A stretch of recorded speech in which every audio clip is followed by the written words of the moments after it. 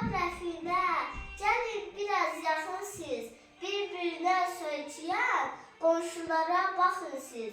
Sözlə dolu olsa da hamısının sinəsi, sakitcə əyləşiblər, çıxmır birinin səsi.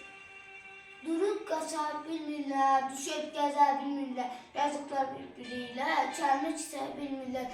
Elə götürürsən sən onların əlinə, dil çatdırmaq olmayıb heç birinin dilinə.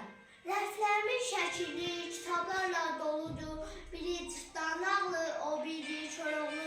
Nizami baba yazmış, bax bu kitab fitnədir.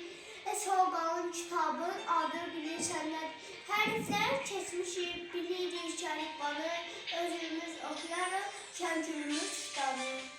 Kitab böyük müəllimdir, sinəsində nə aləm var. O səni bir insan kimi gah güldürər, gah ağladar. Dili